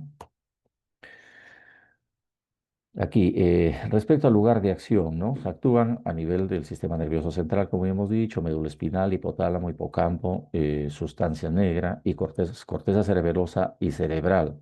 Entonces, en este caso, por ejemplo, a eso se debe de que tienen efectos ansiolíticos o anticonvulsivos o biorelajantes o hipnóticos, por el nivel en donde actúan. ¿Ya? Y ya ustedes saben de que a nivel del ¿no? Por el neurotransmisor implicado en este caso es el que potencian, digamos, la acción del GABA, del ácido gamma-aminobutírico, gamma-aminobutírico, que es el principal neurotransmisor inhibitorio, como ustedes saben, ¿no? Que aumenta la inhibición neuronal. O sea, estos fármacos aumentan la inhibición neuronal. Por eso es que, de alguna manera, controlan la ansiedad, ¿no? Sus receptores actúan a nivel de receptores A, ¿no? Y particularmente del canal iónico de cloro, que ha sido que es regulado por ligandos en realidad, ¿no? A nivel, digamos, de las subunidades del receptor GABA A, ¿no? Que luego vamos a ver. Entonces, esa es la principal diana farmacológica de las benzodiazepinas, ¿ya? Entonces, ahora vamos a ver un gráfico es importante tener en cuenta, por ejemplo, aquí, ¿no? Por ejemplo, las benzodiazepinas lo que hacen es incrementar la frecuencia de apertura de los canales de cloro, mientras que los barbitúricos incrementan la duración de la apertura de los canales de cloro. O sea, una cosa es la frecuencia de apertura que la producen las benzodiazepinas y otra cosa es la duración de apertura, o sea, que más tiempo permanecen abiertos los canales de cloro, que es en el caso de los barbitúricos. Por eso es que esta es una consideración muy importante que explica por qué las benzodiazepinas son más seguras en sobredosis que los barbitúricos, ¿no? Entonces, el efecto final, en el caso de las benzodiazepinas, ¿no? De manera global inhiben el sistema nervioso central, ¿no? Y eso permite la reducción de la ansiedad, ¿no? Como ya dijimos, la ansiedad produce hipnosis, relajación muscular o anticonvulsivos, ¿no? Y se usan en estos trastornos clínicos, ¿no? Como ansiedad, insomnio y epilepsia también, ¿no? Son antiepilépticos. Aquí solamente para graficar lo que acabamos de decir, entonces aquí tenemos los receptores GABA, que están a este nivel, ¿no? Entonces las benzodiazepinas actúan aquí, a nivel de las subunidades, entre las unidades alfa y gamma, tanto las benzodiazepinas como el flunacenilo y el solpidem, por mencionar algunos ejemplos. Entonces, estos lo que hacen es aumentar la frecuencia de la apertura de los canales de cloro. Y ahí es donde se produce, digamos, la hiperpolarización, y eso es lo que produce la sedación. Hiperpolarizan, digamos, la membrana, ¿no? Entonces, eso es el mecanismo de acción del caso de las benzodiazepinas. En el caso de los barbitúricos actúan, digamos, en la subunidad alfa y en la subunidad beta. Y lo que permiten, digamos, es de que los canales de cloro se mantengan abiertos más tiempo, como mencionamos. ¿Ya? Entonces, las benzodiazepinas actúan en la frecuencia de la apertura, mientras que los barbitúricos actúan en la permanencia de apertura de canales de cloro. Y eso permite la hiperpolarización, y eso es lo que se refleja, digamos, en la sedación del paciente, ¿ya? En la ansiolisis. Eso podríamos resumirlo así. Bueno, aquí está, ¿no? Se producen sedación, producen hipnosis, son anticonvulsivos, relajación muscular, actúan a nivel respiratorio, cardiovascular, producen amnesia anterógrada, o sea, es la amnesia que se produce al momento de administrar el fármaco, la persona no se acuerda, digamos, de esa circunstancia, la tolerancia y dependencia, todo eso produce. Respecto a las notas clínicas es importante tener en cuenta, por ejemplo, en sedación, se usa en trastornos de ansiedad, son más seguras que los barbitúricos, como ya mencionamos por su mecanismo de acción. En hipnosis también son útiles en insomnio, por ejemplo, el triazolam y el temazepam. Como anticonvulsivos tenemos el clonazepam en epilepsia, el lorazepam y el diazepam en el estatus epiléptico, ¿no? En el estado epiléptico. Como relajantes musculares se utiliza el diazepam, ¿no? Digamos, disminuyen la espasticidad o las contracturas musculares. A nivel respiratorio, pueden producir riesgo por sobredosis o por combinación con el alcohol u otros opioides, ¿no? U opioides. A nivel cardiovascular, midazolam y diazepam en inducción anestésica, por ejemplo, ¿no? Y anestesia anterógrada. Es útil en procedimientos, ¿no? Como ya mencionamos, el midazolam, por ejemplo, es el que se usa para hacer las endoscopías, ¿no? Colonoscopías. Tolerancia también. Es común en el insomnio, por ejemplo, que haya tolerancia cuando se trata de insomnios y requiere un ajuste de dosis. Y también, como ya mencionamos anteriormente, la dependencia que genera, ¿no? Hay un riesgo mayor con tratamientos largos a dosis altas. Por eso es que se tiene que controlar y regular el tiempo de uso de las benzodiazepinas, ¿no? Para no generar problemas ni de tolerancia, ni de dependencia y de otros efectos adversos que puedan producir. Aquí tenemos, por ejemplo, efectos adversos, ¿no? De los depresores del sistema nervioso central. Claro, estos depresores del sistema nervioso central, ¿qué cosa pueden producir? Accidentes, pueden producir caídas en ancianos, alteración del desempeño, ¿no? A nivel académico, a nivel laboral, o su uso prolongado favorece la dependencia. Y en abstinencia también, o sea, producen abstinencia al suspender bruscamente tras el uso prolongado, puede ser una dependencia, digamos, muy intensa, o es necesario disminuir dosis progresivamente. Efectos cardiovasculares, también generalmente leves en monoterapia, riesgos aumentados en dosis preanestésicas o combinación con otros depresores. Y a nivel de depresión respiratoria, es la principal causa de muerte en sobredosis, ¿no? Por riesgo elevado en pacientes con enfermedad pulmonar obstructiva crónica o en apnea de sueño o en ancianos. ¿Qué interacciones produce, no? Y con los inhibidores del CYP3A4, ¿no? O sea, interacciones con fluoxetina, simetidina, eritromicina, ketoconazol, como ya lo mencionamos. Su implicancia clínica, perdón, es el riesgo de sedación excesiva o de somnolencia o de depresión respiratoria y requieren ajuste de dosis y vigilancia. Bueno, con el alcohol, con opioides, con barbitúricos o antihistamínicos o sedantes, pueden producir o tienen un riesgo de producir coma y muerte. Por lo tanto, se recomienda evitar su uso concomitantemente con esos fármacos. Con inductores enzimáticos como finitoína o fenobarbital, también lo hemos mencionado, disminuye la eficacia terapéutica y puede requerir ajuste de dosis, ¿no es así?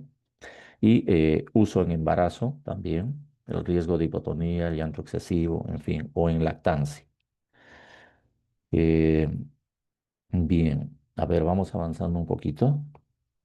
Ya, aquí también esto lo vamos bueno, las interacciones que producen. Bueno, en muchos casos Es información que ya le hemos tocado anteriormente: tolerancia, dependencia, síndrome de abstinencia o manejo de retiro, ¿no? Sí, esto de aquí sí lo podríamos ir pasando, ya lo hemos visto la mayor parte. Aquí simplemente qué pasa con la descontinuación del tratamiento con benzodiazepinas y la frecuencia de un insomnio de rebote. Es decir, por ejemplo, aquí, ¿no? El triazolam, o sea, y los otros fármacos que aparecen aquí. Los fármacos que son más potentes y que se eliminan con mayor rapidez, por ejemplo, el triazolam, que se elimina más rápidamente, tienen problemas de abstinencia más frecuentes y graves, ¿no? Que, por ejemplo, los fármacos que son menos potentes y que se eliminan más lentamente. Aquellos que se eliminan más lentamente, como el flurazepam, por ejemplo, mantiene, digamos, el sueño de manera continuada, ¿no? Y son los más recomendables en este caso, ¿ya? Digamos, porque es necesario tener en cuenta estos criterios, ¿no? El tiempo de eliminación del fármaco para la selección del fármaco, ¿no? Ya, aquí, bueno, son indicaciones respecto al uso del diazepam, que es uno de los fármacos, una de las benzodiazepinas más usadas en realidad, ¿no? Esto ya lo hemos mencionado. Eh, También, esto lo podríamos ir pasando. El flumazenil, por ejemplo, que es un antagonista de las benzodiazepinas, ¿no? Vía de administración es intravenosa, su uso es principalmente hospitalario, se inicia, su inicio de acción es es intravenosa, lógicamente, y por lo tanto es rápida, en segundos o minutos actúa. Su tiempo de vida media también es corto, hasta un poco más de una hora nada más, porque se metaboliza rápidamente a nivel hepático. Y este actúa como antagonista competitivo, dice, con alta afinidad en sitios de unión de benzodiazepinas, en los receptores GABA-A. ¿No es así? A ese nivel actúa. O sea, es un antagonista directamente a nivel de GABA-A. ¿Ya? Su uso clínico es en tratamiento de sobredosis de benzodiazepinas o en la reversión de sedación postquirúrgica, ¿no? Cuando el paciente, digamos, está muy sedado después de la cirugía, ayuda, digamos, a recuperar, digamos, su estado de alerta, ¿no? Y para eso también se usa el flumazenil, ¿no? Pero también hay que tener en cuenta que tiene limitaciones, su semivida que es corta, ¿no? Y puede precipitar el síndrome de abstinencia y convulsiones en pacientes que dependen de benzodiazepinas. Sí, esto simplemente para mencionarles que, por ejemplo, se suele usar, ¿no? Antidepresivos con, eh, con benzodiazepinas, pero aquí se tiene que utilizar el criterio que hemos mencionado a lo largo de, digamos, de la clase, ¿no? Es decir, por ejemplo, se inician ambos fármacos, en este caso el escitalopram, que es un inhibidor selectivo de la recaptación de serotonina. Concomitantemente se usa con el lorazepam, pero progresivamente, a partir, digamos, aquí estamos la cuarta semana, la quinta semana, tiene que ir disminuyéndose ya la benzodiazepina, ¿no? Y se deja, digamos, el escitalopram por más tiempo, ¿no? Porque los tratamientos antidepresivos son mucho más largos, por supuesto. Pero se inician ambos, pero progresivamente se va disminuyendo el lorazepam, ¿ya? Aquí hay datos también que simplemente para resumir, el caso de la buspirona con respecto a las benzodiazepinas, que es importante tener en cuenta, ¿no? Se considera que la buspirona es un ansiolítico limpio, ¿no? Es seguro a largo plazo, no tiene sedación ni tampoco produce dependencia. Es ideal para el tratamiento crónico en ansiedad generalizada, por ejemplo, ¿no? Mientras que las benzodiazepinas son ansiolíticos que tienen una acción rápida, multifuncionales, pero tienen un riesgo de dependencia, de sedación y efectos cognitivos, ¿no? Son útiles en crisis agudas y tratamiento a corto plazo, ¿no? Aquí podríamos resumir de esta manera. Aquí simplemente para mencionarles, por ejemplo, que las drogas Z, ¿no? Aquí están, digamos, las características de cada una de estas drogas que se consideran drogas Z. Por ejemplo, el solpidem, el saleplón, la esopiclona y el rameldeón tienen un inicio rápido, a los 30 minutos inicia su acción, ¿no? Su periodo de latencia es corto, 30 minutos, 20 minutos, 30 minutos, pero digamos, la duración de su efecto varía, ¿no? Varía. Entonces, dependiendo del tratamiento que se requiera, es que se elige, digamos, cualquiera de estos fármacos, ¿no? Aquí tenemos una, digamos, una comparación entre los barbitúricos respecto a su mecanismo de acción, a sus efectos principales, a su riesgo de sobredosis, a su tolerancia, a los usos clínicos y a sus interacciones, tanto de barbitúricos como benzodiazepinas y droga Z, ¿no?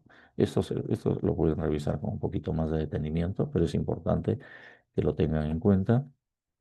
Aquí también es importante que se vea que los barbitúricos pueden llegar inclusive a producir coma, las benzodiazepinas pueden llegar a un nivel, digamos, no de anestesia, lógicamente, pero sí también deprimen el sistema nervioso central de manera importante, pueden llegar a deprimir de manera importante y en el caso, la buspirona en este caso, por ejemplo, no produce mucha depresión a nivel de, llega hasta la etapa de sedación, por eso es que es más segura también, ¿no?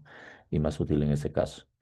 Entonces, también es necesario que se sepa que las benzodiazepinas son relativamente más seguras, porque, por ejemplo, en el caso del diazepam, para que produzca un efecto letal, se tendría que usar 1000 veces más su dosis, ¿no? Mientras que la morfina, que la clorpromacina o el fenobarbital, digamos, en dosis, digamos, que no son demasiado exageradas, pueden producir muerte en realidad.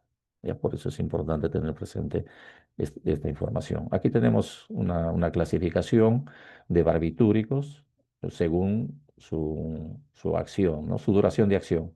Los de acción ultracorta y las indicaciones clínicas de acción intermedia y de acción prolongada, ¿no?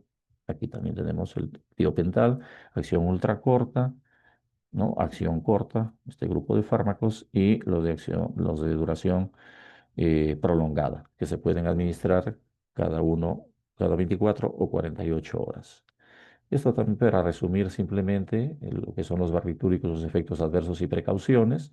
Son fármacos eficaces, ¿no? Sin embargo, hoy se reservan para epilepsia refractaria, pues, ¿no? Solamente, y para anestesia, por el alto riesgo de dependencia, de sobredosis y toxicidad. Y se requiere un manejo mucho más especializado y controlado, por supuesto, ¿no? No se usan de manera abierta. Y este es, digamos, un resumen de algunos fármacos benzodiazepínicos, algunos barbitúricos y otros agentes, que eso sí lo pueden revisar con un poquito también más de detenimiento. Y por razones de tiempo vamos a dejar la clase ahí, jóvenes, ¿ya? Y vamos a pasar ahora a una pequeña entrevista para registrar su asistencia. Veo que están asistiendo la mayor, prácticamente casi todos los alumnos que corresponden a este grupo. Voy a colocar, digamos, aquí un pequeño link para que puedan desarrollar unas preguntas, ¿no? Pero que no tienen fines de evaluación, como ustedes saben, sino solamente de registrar su asistencia, ¿ya? Voy a poner aquí en el chat y nos vamos a tomar unos 5 a 7 minutos aproximadamente para que puedan dar respuesta. A ver, ¿pueden ingresar ahí al Google Form para responder a las preguntas que se han formulado? Sí, doctor. A ver, por favor. Entonces nos tomamos unos 5 minutitos, por favor, para que respondan, ¿ya? Y con eso vamos quedando, ¿ya, chicos? Gracias por su atención y por su paciencia, ¿ya? Entonces nos estamos comunicando. Entonces voy a cerrar la sesión una vez que haya concluido el tiempo que hemos asignado para que respondan a las preguntas. Muchas gracias a todos.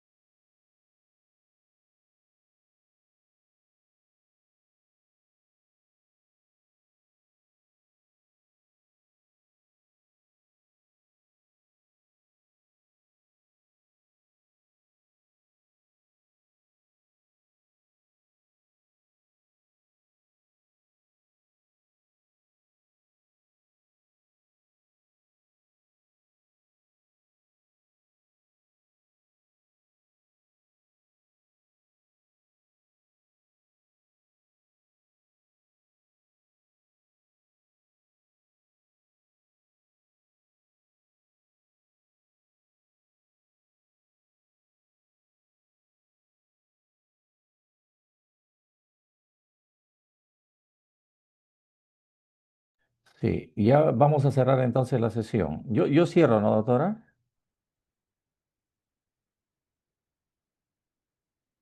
A finalizar, ¿ya? Ya nos Doctor, vemos. Sí, dígame. primero cierre la grabación. Ah, ya. A ver. A En ver, la parte inferior dice un ya. botoncito, hay un Sí, círculo con un punto sí, blanco y dice sí. grabar. Ahí Ajá. le da clic, Cancelar. sí, y le da ya Ah, no, terminar. sí.